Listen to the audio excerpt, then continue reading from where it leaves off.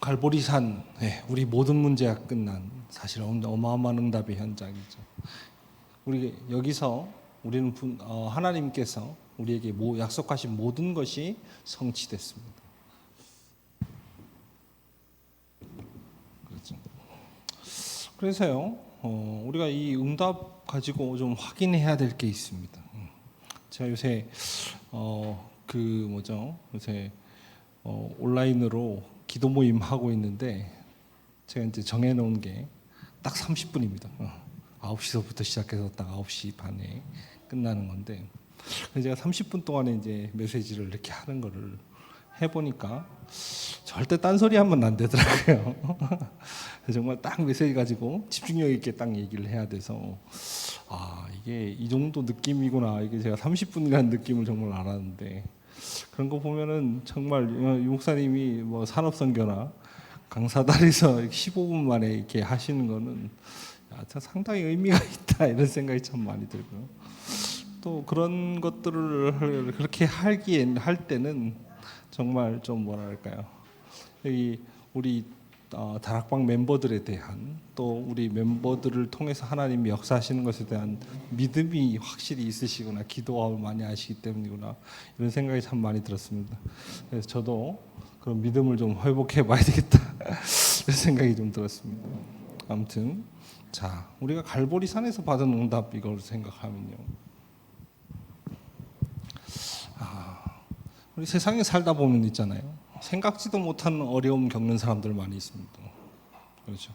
대부분 이제 제가 신앙 간증하는 걸 들어보면 갑작스럽게 뭐 내 자녀에게 문제가 온다든가, 아니면 뭐 가족에게 문제가 온다든가, 아니면 자기 자신에게 문제가 온다든가 이런 뭐 재앙들을 만나서 신앙생활을 시작하게 되는 경우가 참 많이 있죠. 또는 신앙생활을 하고 있는 중에도 그런 일을 만날 때가 많이 있습니다. 그러면 그 모든 일들이 우리에게 씻을 수 없는 상처가 트라우마가 되죠. 제가 그 미군 특수부대 드라마를 한번 본 적이 있는데 되게 현실적인 부분이었는데, 이 사람들은 이제 미국 본토에서 가족들이랑 생활하다가 국가에 이제 위급한 문제가 생기면 바로 이렇게 호출 받아서 아무 때고 이제 뛰어나가가지고 바로 군복 입고는 비행기 타고 낙하산 타고 뛰어내립니다. 그렇게 하더라고요. 그래서 그날 밤에 가족들은 다 자고 있는데 가서 미션을 하다 사람을 죽이고, 또 그러다가 뭐 사고로 아이도 죽일 때도 있고, 뭐 이런 죽음과 생사를 오고 가는 그런 문제들을 겪고, 그 새벽에 부인과 아내들이 깨기 전에 미션 끝나고 다시 돌아옵니다.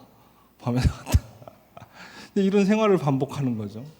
근데 이러다 보니까 현실과 자기의 어떤 실제 직업 속에서 이 온도 차이가 너무 크죠. 이게.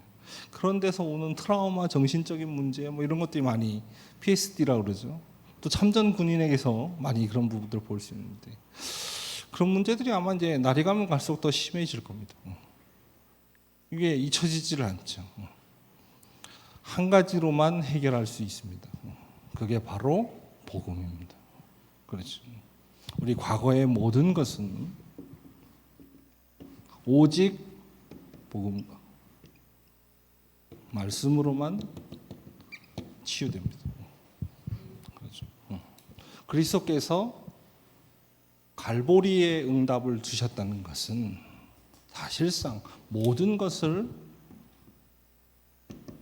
완성하셨기 때문에, 요한복음 19장 30절 다 이루었다고 말씀하셨습니다. 그래서 오직 과거는요, 우리의 과거는 오직 복음과 말씀으로만 해석될 수 있고 치유될 수 있습니다.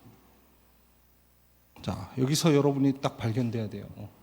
그래서 이 부분이 되면 뭐가 됩니까?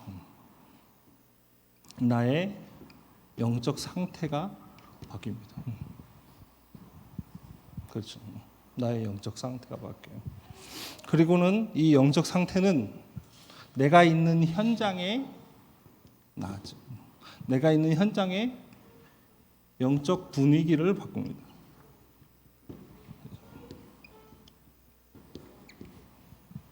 이렇게 되는 겁니다. 그러면서 어떻게 됩니까? 이것이 사실상 하나님께서 우리에게 약속하신, 하나님이 주신 미래로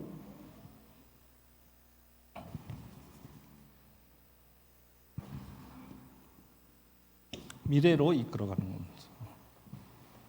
무슨 말인지 아시겠죠?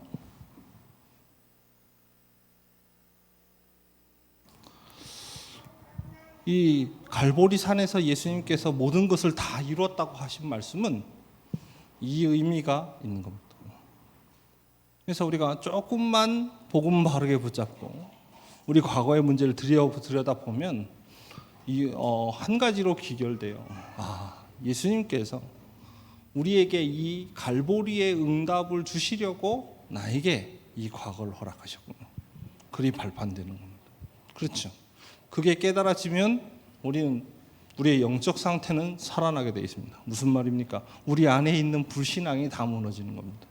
우리에게 있어서 과거에 상처됐던 일들, 또 많은 실패들, 그렇죠? 많은 어떤 갈등들, 그 경험들이 다 사실상 상처로, 불신앙으로 이게 포장되어 있단 말이죠.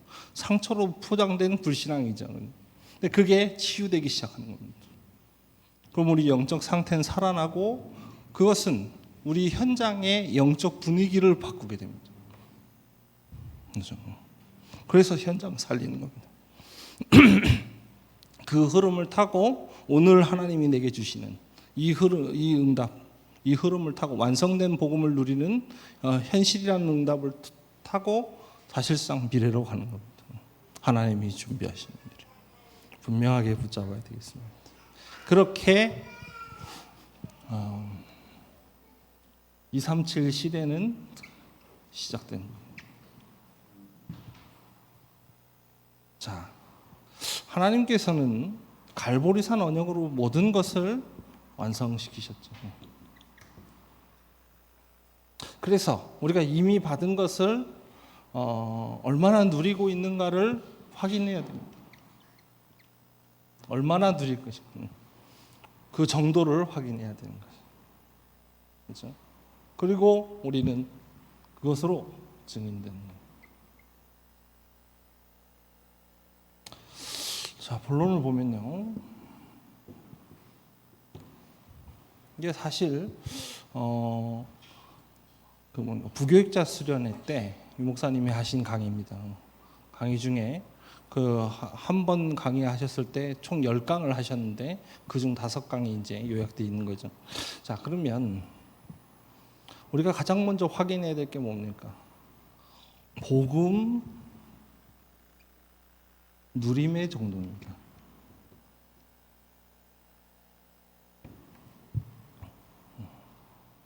자, 복음 누림의 정도입니다. 다시 말하면 우리가 복음을 누린다는 것은 구원받았단 말이에요. 그죠?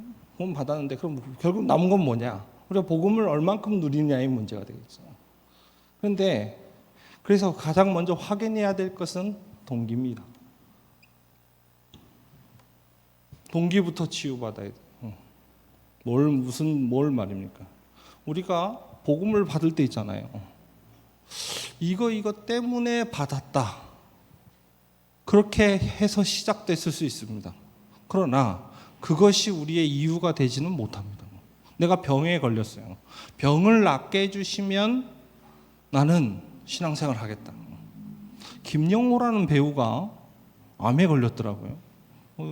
방송에서 나와서 이제 얘기를 하는데 뭐라 그러냐면 암에 걸리고 났더니 자기는 원래부터 자기네 집안 다 불교인데 기도를 하려고 치니까 부처님께 기도한다는 건 좀 이상하더라는 거예요. 기도는 하나님께 해야지. 그래서 그때 하나님께 기도를 했다는 겁니다. 저를 살려주시면 저 이제부터 교회 다니겠습니다. 그렇죠. 꿈을 꿨는데 그날 그렇게 기도하고 꿈을 꿨는데 꿈에서 하나님이 십자가 착 나타나는데 하나님이 십자가를 지고 자기를 쫙 비추더라는 거예요. 그 꿈을 꾸고 나니까 이제 이게 너무 길조로 느껴져가지고 그날 이제 병원 의사에게 암이 이제 악성이 있고 또 그렇지 않고 이렇게 두 가지로 나뉘잖아요. 악성이냐 아니냐 이걸 판단하는 걸 이제 의사는 상담하러 갔는데 그런 꿈을 꾸고 갔는데 악성이라고 판결이 났다는 겁니다. 이 사람이 의사를 만나고 와서 하나님께 막 따졌대요. 아니 이 사람 가지고 장난치는 것도 아니고 왜 그런 꿈을 꾸게 해가지고 마음 들뜨게 해서 말이야 이렇게 절망하게 만드냐 이러고 막 따졌다는 겁니다. 그랬는데 그러고 나서 또 잠들었는데 꿈에서 또 예수님이 나타나가지고 또 뭐 이렇게 뭔가를 이렇게 뭐죠 하나님 이렇게 뭐 은혜를 베푸시는 그런 꿈을 꿨다는 거죠. 그래서 이제 그러고 나서 이제 또 의사를 만나러 갔더니 악성이긴 악성인데 전이가 하나도 안 됐다는 겁니다. 전이 안 되는 게 어렵거든요, 사실. 암 전이 되는 게 또 굉장히 중요하죠. 그런데 암이 전이 안 됐다는 소식을 듣고 너무 기뻐가지고 그때부터 이제 교회를 지금 나가고 있다고 해요.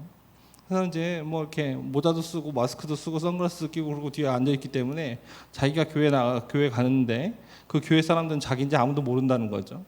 그러면 이제 앉아 있는데 교회가 자기랑 안 맞다 이런 얘기를 뭐 이렇게 하더라고요. 맞습니다. 암에 걸려서 교회 오게 되는 경우도 있습니다. 그렇죠. 그래서 암을 낫게 해주시면 교회 가겠습니다. 하나님께 나아가겠습니다. 뭐 신앙생활을 하겠습니다. 네, 그렇게 시작될 수 있습니다. 그러나 그 동기는 바른 동기가 아닙니다. 그렇죠. 그걸 얘기하는 겁니다. 또한 내가 무응답된, 내가 지금 신앙생활을 하는데도 전혀 응답되지 않고 해결되지 않는 문제가 있을 수 있습니다. 그렇죠. 또는 잘못된 동기를 가지고 있을 수도 있습니다. 그 모든 것들이 다 아무 상관이 없어야 돼요. 진짜 그리스도를 발견된다. 그렇죠. 그렇든지 안 그렇든지 끝난 겁니다. 그렇지. 그렇다면 복음 누림의 키는 뭡니까? 노바디입니다. 무슨 뜻이죠? 복음이 없는 부분, 복음을 안 받은 사람, 또 복음 받으러 전하러 가는 사람이 없는 현장, 아무도 가지 못하는 그 현장, 네, 거기로 가는 겁니다. 이게 복음 누림의 키죠. 그래서 결론은 뭡니까? 광야에 사는 사람에게 다시 말하면 동기가 올바로 치유받고 그래서 정말로 아무도 가지 못하는 그 현장으로 가서 뭘 만드냐? 각인, 뿌리, 체질 바꾸는 광야 운동. 네, 이렇게 누리는 겁니다. 이걸 보고 다른 말로 커버넌트라고 합니다. 그렇죠? 자, 빨리 확인해야 돼요. 사람들이 지금 나는 복음을 어느 정도 누리고 있는가? 그렇죠? 이거 가지고 찾는 겁니다. 또 내가 있는 현장에 있는 사람들은 복음을 어느 정도 알고 있는가? 그렇죠? 그거 가지고 보는 겁니다. 그래서 그걸 보고 그 현장에 복음 전하는 거예요. 그건 아무도 할 수 없는 일이죠. 복음 정말 가지고 있는 사람만 가능한 일이죠. 그것 가지고 어디에 뭘 하느냐? 각인 뿌리 체질을 바꾸는 겁니다. 철저하게 나 중심되어 있는 것. 그렇죠. 세상 것으로 뿌리 내려진 나. 그리고 성공 중심의 체질. 그거 바꾸는 광야 운동을 하는 거예요. 두 번째입니다. 두 번째는 우리가 뭘 확인해야 됩니까? 사명 누림의 정도를 확인하는 거예요. 그렇죠. 사명 누림의 정도. 그걸 보고 뭐라 그러냐? 비전이라고 합니다. 사명 누림의 정도는 어떻게 확인합니까? 복음을 누리고 있으면 복음을 누리고 있으면 언약을 누리고 있으면 하나님의 절대 계획이 보입니다. 그렇죠. 이거 자체가 하나님의 절대 계획이죠. 그 언약. 그렇죠. 그래서 지금 그러면 나는 사명을 얼만큼 누리고 있느냐라고 볼 때 이 하나님의 계획을 멀리 있는 것이 시간이 지날수록 나에게 가까워지고, 예를 들면 세계 복음화가 내게 너무 멀잖아요. 그렇죠? 왜 그렇습니까? 일단 세계 복음화가 내게 감도 안 와요. 근데 그게 자꾸 이해되는 겁니다. 뭔가 내게 멀게 느껴진 이 언약이 점점점 구체화되는 겁니다. 그러면서 또 반대로 지금 있는 것으로 하나님께서 그 약속하신 그 먼 게 보이는 겁니다. 그렇죠? 요 응답을 누리는 겁니다. 새 가족에게, 그렇죠? 처음 신앙생활 하시는 분에게 이 언약이 바르게 전달이 되면, 그렇죠? 이 복음이 바르게 전달이 되면 그때부터 바로 뭐가 되냐? 하나님의 절대 계획 속에서 나를 발견하게 돼요. 그런데 문제는 그게 너무 멀게 느껴져요. 나는 이제 신앙생활을 시작했는데, 나는 너무 어린데 어떻게 그게 되겠습니까? 그래서 그 사명에 대한 부분이 내게 실제 와닿지 않게 되죠. 그래서 그 부분이 내가 사명을 어느 정도로 누리게 되느냐, 이걸 붙잡고 진짜로 기도한다면 뭐가 되느냐, 먼 것이 내게 자꾸 가까워지는 것을 느껴요.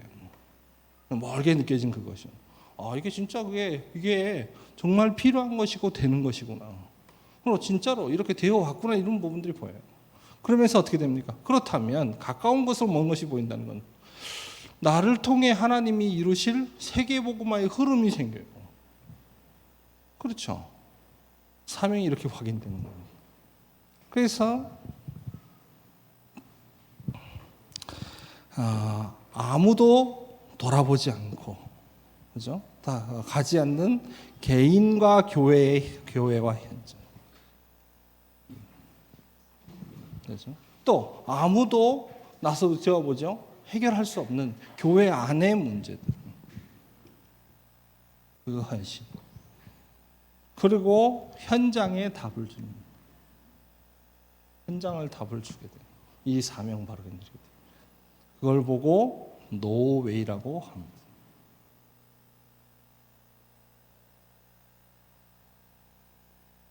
노웨이.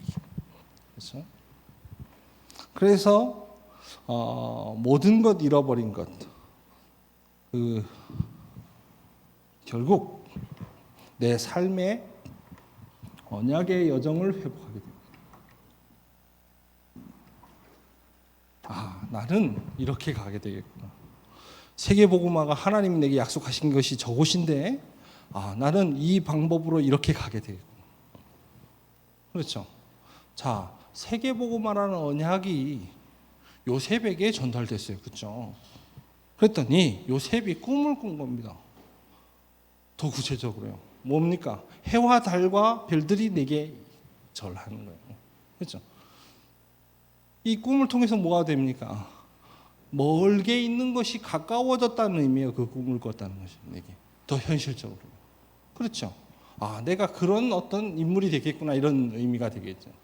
그러고는 내 현실에서 응답이 오기 시작합니다. 어떻게 해요? 애굽으로 가게 됩니다. 그렇죠? 노예가 중요한 게 아닙니다. 애굽으로 가게 되는 겁니다. 그래서 결국 어떻게 됩니까? 감옥으로 가게 되고 왕궁으로 가게 됩니다. 이렇게 나에게서부터 시작되는 그 미래의 것이 보이고요. 그렇죠? 미래에서부터 나에게 오는 그것이 발견되는 겁니다. 그 두 가지가 같이 되는 거예요. 하나님의 절대 계획이 그렇게 보이게 되는 거예요. 이해되시죠? 자, 그러면 이 길이 구체적으로 내가 어떻게 가게 되느냐? 아무도 가지 않는 그 길을 가는 겁니다. 그 길이 뭡니까? 아무도 돌아보지 않는 개인, 아무도 해결하려 하지 않는 교회의 문제, 그리고 현장의 문제. 요걸 타고 이 길을 타고 이 하나님의 절대 계획으로 들어가는 겁니다. 그렇죠? 이게 실제적인 방법이 돼요. 그걸 통해서 어떻게 됩니까? 하나님의 역사를 보게 돼요. 난 절대 해결할 수 없는데 여기서 응답이 오는 겁니다. 이 현장에서. 그걸 통해서 그 응답이 내게 오는 걸 보면서 뭐가 발견돼요? 내 달란트 발견되는 거예요. 나는 이 일을 하게 되겠구나. 이걸로 가게 되겠구나. 나의 언약의 여정이 보이는 거예요. 그래서 이걸 보고 미스바 운동이다.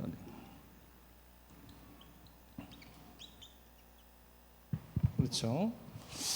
칠판이 작아가지고 제가 쓰는 게 좀 어려운데 지금 요거를 하실 때 주보를 보시면 이게 지금 다 기록되어 있습니다. 그렇죠? 자, 3번. 세 번째, 우리는 기도 누림의 정도를 확인해야 됩니다. 그걸 보고 드림이라고 하죠. 드림.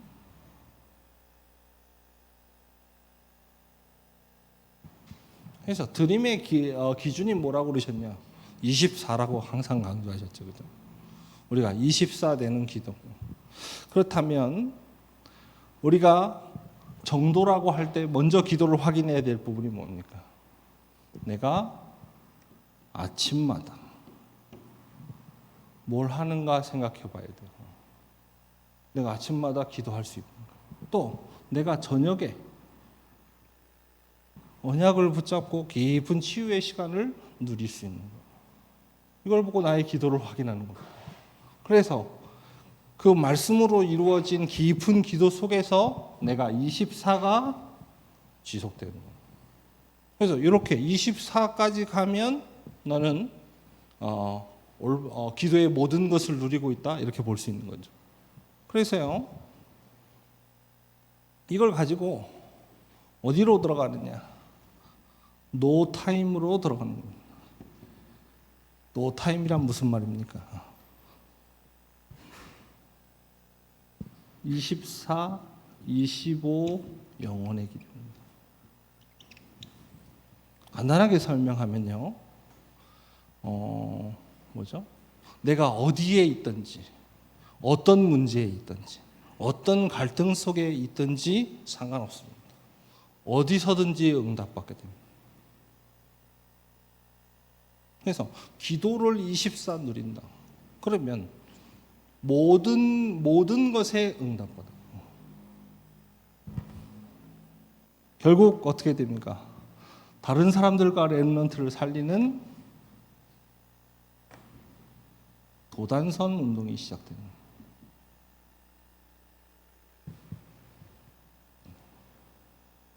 이게 결론이 됩니다.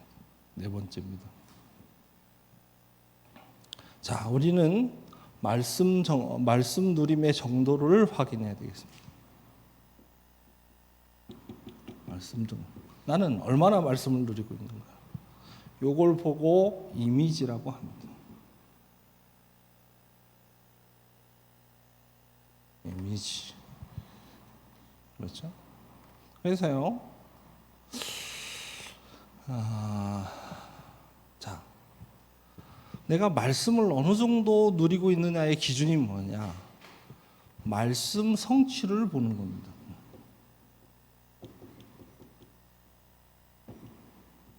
말씀이 지금 어디서 성취되고 있습니까? 그렇죠? 말씀이 지금 어떻게 성취되고 있습니까? 이걸 보는 겁니다.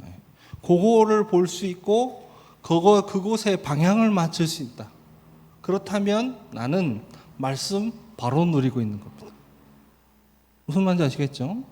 지금 하나님은 지금도 살아계셔서 우리에게 말씀을 주시면 말씀을 성취하고 계시단 말이에요. 그러면 지금 벌어지는 모든 일들과 사건과 상황들이 어떤 응답이냔 말이에요, 도대체. 그렇죠? 그걸 누가 봤습니까? 그걸 여리고성에 살고 있던 라합이 본 겁니다. 그렇죠? 그걸 바르게 보고 있었어요. 말씀 속에. 그 이미지를 정확하게 바르게 갖고 있었던 겁니다. 말씀 성취를 보면 우리가 볼 수 있다면 말씀을 올바르게 누리고 있는 게 되는 겁니다. 그렇죠? 오늘 보면 다니엘서 1장 9절로부터 8절 9절 이게 뭡니까? 다니엘이 뜻을 정한 겁니다. 무슨 뜻입니까? 이게 무슨 의미가 있죠?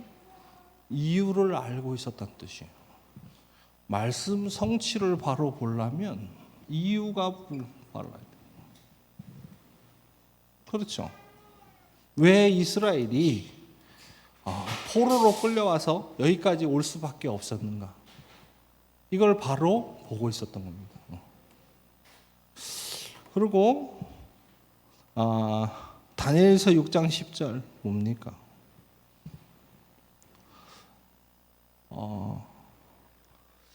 어인이 찍힌 줄 알고도 이렇게 돼 있습니다. 그렇죠?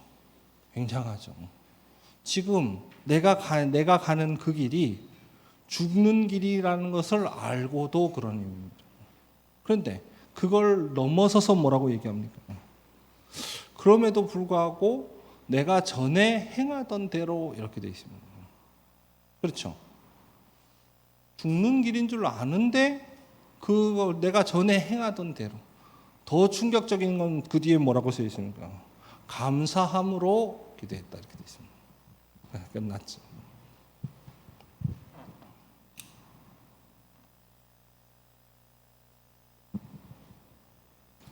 다니엘서 10장 10절로부터 20절에 뭐라고 되냐? 그랬더니 성경은 뭐라고 기록합니까? 네가 결심하던 첫날부터 이렇게 돼 있습니다.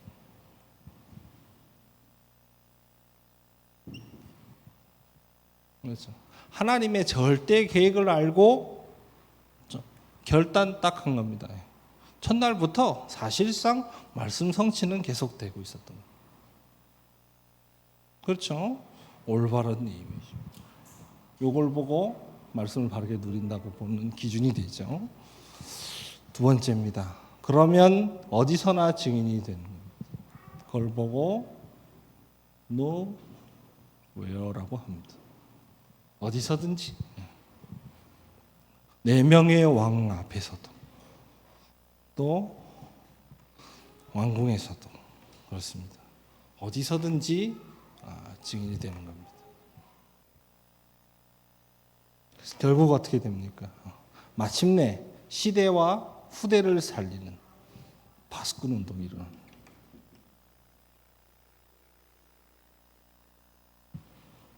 말씀 바로 누리면 파수꾼 운동이 일어납니다.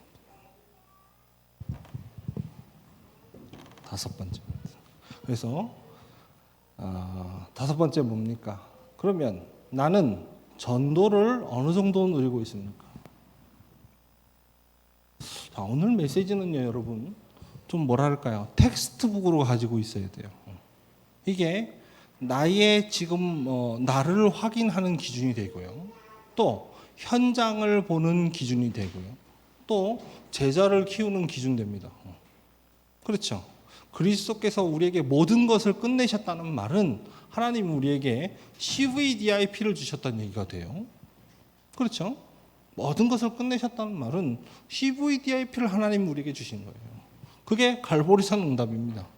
그렇다면 지금 하나님이 우리에게 주신 이 응답이 어디까지 왔느냐? 그렇죠? 그걸 정확하게 봐야 된단 말이에요. 그래서 그것의 실제적인 기준입니다. 이거는요, 여러분이 늘 뭐랄까, 이건 좀 텍스트북으로 가지고 늘 확인해야 되는 부분입니다. 지금 어느 시간표에 와 있느냐, 무엇을 해야 되느냐, 그렇죠? 그 다음에 어떤 일이 벌어져야 되느냐, 이 모든 것이 사실상 이런 정확한 기준과 정확한 흐름이 있죠. 자, 전도 누림을 확인하는 겁니다. 그걸 보고 프랙티스라고 합니다. 프랙티스. 그렇죠? 그래서요, 이 전도를 올바르게 누리고 있다는 기준은 뭡니까? 나의 말씀과 나의 기도가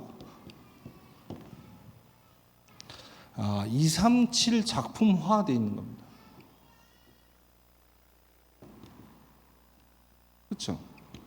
하나님이 내게 주신 말씀과 그것을 통해서 이루어진 나의 삶이 237로 자연스럽게 237을 향한 작품이 딱 되어 있는 겁니다. 이게 전도를 누리는 100%입니다. 다윗 한번 생각해 보세요. 다윗이 지금 이 말씀과 기도를 너무 정확하게 확실하게 누린 겁니다. 그랬더니 이걸 통해서 어떻게 됩니까? 골리앗을 때려잡는, 그렇죠? 또 그가 누렸던 기도는 뭐가 됩니까? 시편으로 성경에 기록되는, 그리고 그가 왕이 돼서는 어떻게 됩니까? 성전을 건축하는 이런 237 작품이 돼요. 그렇죠? 이 말씀과 기도의 흐름을 따라 하나님이 나도 모르는 사이에 내가 하던 모든 것들이 237 작품화 되도록 만드는 겁니다. 얼마 전에 어떤 여자 목사님이 크게 지탄받는 사건이 있었죠. 그 음식점에 가가지고 밥 먹고 막 이랬는데 막 막말하고 막 알고 보니 목사라. 그죠? 그래서 교회에서 막 예배드리고 예배 인도하고 있는 사진도 이렇게 보고 그랬거든요. 심지어 이분 뭐하냐? 알고 보니까 서울예대 문예창작과 나와가지고 시인으로 등단했던 사람이라.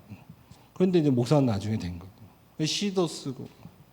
그렇습니다. 시를 쓰는 사람도 많이 있습니다. 그렇죠? 또 그중에 목사가 되는 사람도 있겠죠. 그러나 그게 237 작품이 되느냐는 내가 시를 썼다고 되는 건 아닙니다. 안 그렇습니까? 세상에 건축물을 남긴 사람이 어디 다윗 한 명뿐입니까? 어떤 면에서 보면 다윗은 건축물을 남긴 것도 아닙니다. 남길 준비를 한 겁니다. 실제 짓기는 솔로몬이 지었는데 성경은 다윗 소년이래요. 그렇죠? 왜 그렇습니까? 하나님이 그에게 주신 절대 계획. 그래서 그거를 100% 누리는 그의 삶. 그걸 통해 하나님은 그의 인생을 237 작품으로 만든 겁니다. 엊그저께 기도 수업에서 나왔나요? 어제 기도 수업에서 나왔나요? 우리가 할 수 있는 건 어쩌면 우리 열심히 현장에서 일해가지고 돈 번 거 가지고 헌신을 좀 하는 거, 헌금을 좀 하는 거, 이게 다일지도 모릅니다. 그렇죠? 그걸 또 할 수도 있고 못 할 수도 있는 문제는요. 내가 헌금하는 것이 영원한 하나님 나라에 쓰임 받고 그것이 영원한 축복이 되게 만드느냐는 나는 헌금할 수 있지만 그게 그렇게 되느냐 안 되느냐는 우리는 알 수 없어요. 그렇죠? 우리 마음대로 되는 일이 아닙니다. 그렇죠? 어제 기도선 메시지를 자세히 보면요. 우리가 중직자가 어떻게 영원한 하나님의 축복을 남기는, 그 축복을 누리는 그런 삶이 되어지느냐를 그 흐름으로 설명되어 있죠. 뭐라고 말입니까?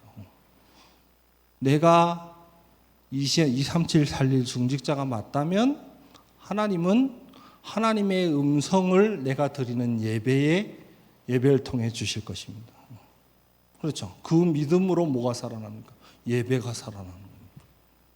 그래서요, 여러분 그 예배를 우습게 생각하면 안 돼요. 중직제는 예배가 끝입니다. 그렇죠. 내가 이 교회의 예배에 참석했다는 것은 이 교회의 초원교회 중직자가 되고 그 다음에 그 예배를 섬기는 중직자가 되었다는 말은 그 속에 어마어마한 사실 비밀이 들어있는 겁니다. 그게 바로 하나님의 음성이 전달되는 예배가 되는 겁니다. 그건 목사가 뛰어나서가 아닙니다.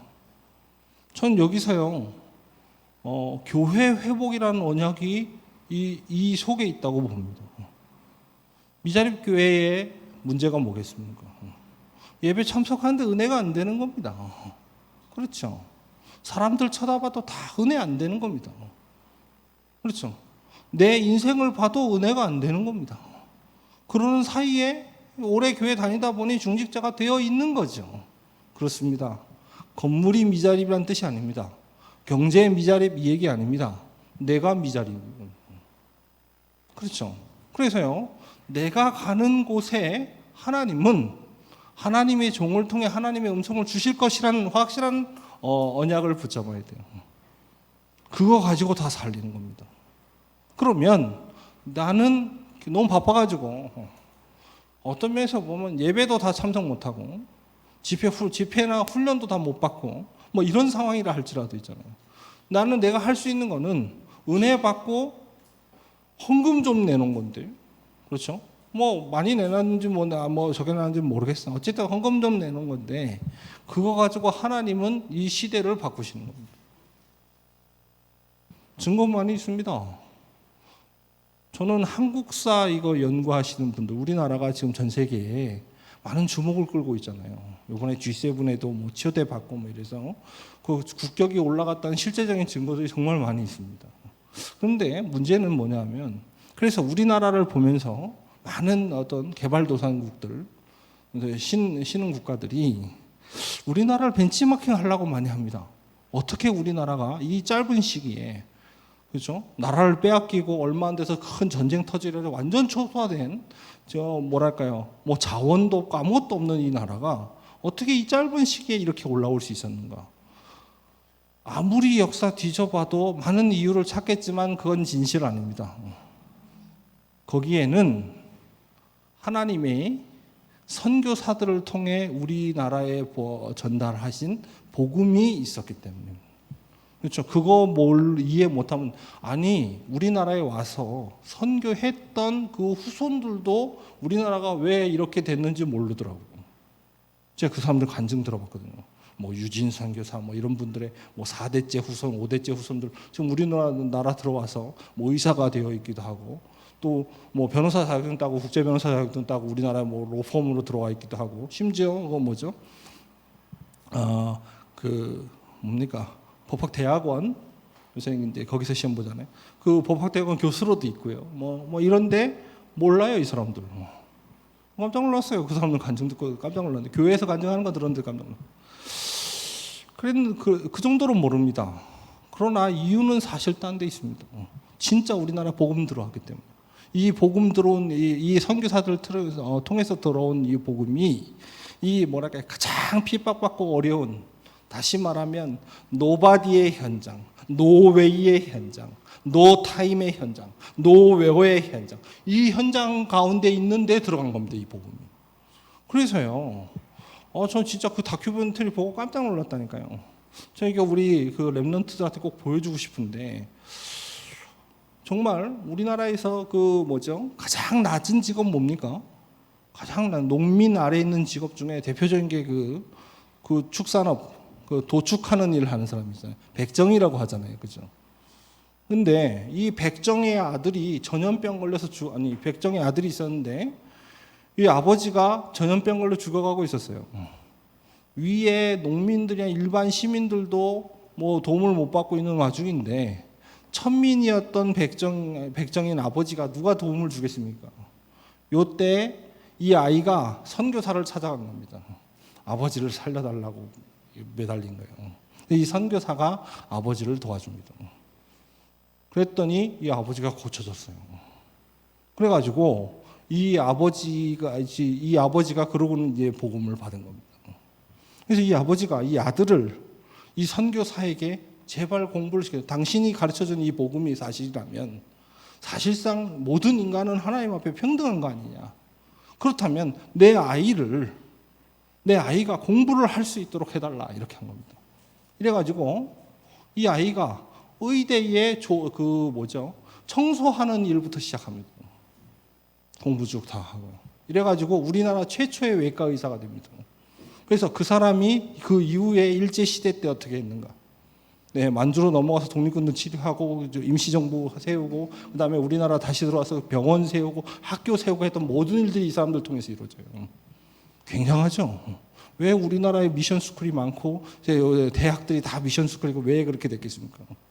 이 사람들이 사실상 우리나라 그 역사, 그 험악한 역사를 관통하는, 사실 이 복음의 그 역할을 한 겁니다.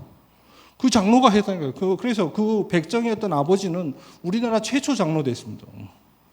이런 역사 잘 몰라요. 이게 미국에 그 선교사를 파송했던 남장로 교회 도서관에 그 기록이 있어요. 그걸 찾아서 다큐를 만들었더라고요. 제가 보면서 깜짝 놀랍니다. 진짜 과연 우리나라 사람들이 똑똑해서 이렇게 세웠습니까? 아닙니다. 뭐 굉장히 양심적이고 뭔가 열심히 일하고 뭐 진취적이어서 했습니까? 아닙니다. 하나님이 하셨습니다. 전 진짜 확신하거든요. 정말로요. 그래서요. 저는 이거 굉장히 중요하다고 봐요. 진짜 살려낼 수 있는 것 딱 하나밖에 없습니다. 전 세계에 복음이 제대로 들어가서 살아난 최고의 어떤 모델이 우리나라입니다. 그래서 선교사 우리나라에 들어왔다가 근 100년도 안 돼서 선교사를 세계에서 두 번째로 많이 파송하는 최초의 국가가 됐습니다. 이런 사례가 없어요. 그렇죠. 그 현장에 지금 우리가 그 은혜로 이 자리에 있는 겁니다. 그리고 하나님은 우리를 부르셔서 237, 5천 종족을 살리라는 뭡니까? 이 언약을 주신 겁니다. 굉장하죠? 진짜로 저는 굉장하다고 생각해요. 붙잡아야 돼요. 우리에게 하나님이 주신 말씀. 그 말씀을 통해 이런 말씀 붙잡고 이루어진 우리의 24라는 삶은 237로 연결되는 겁니다. 그게 전도죠. 그래서 그렇게 되면 어떻게 됩니까? 이 세상은 앞으로 다른 사람들이 도울 수 없는 질병으로 가득 찰 겁니다. 큰 문제들로 가득 차죠. 그래서 세상과 사탄에 사로잡힌 아무도 줄 수 없는 그 답. 노 앤서의 그 답을 주는 사람이 되는 겁니다. 이게 과정이죠. 결국 어떻게 됩니까?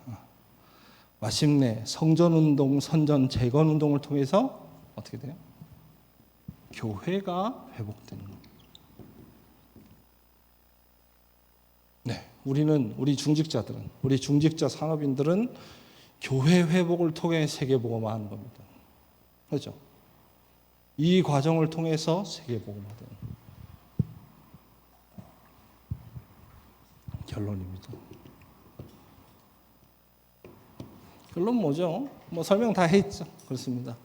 요거 바르게 확신하고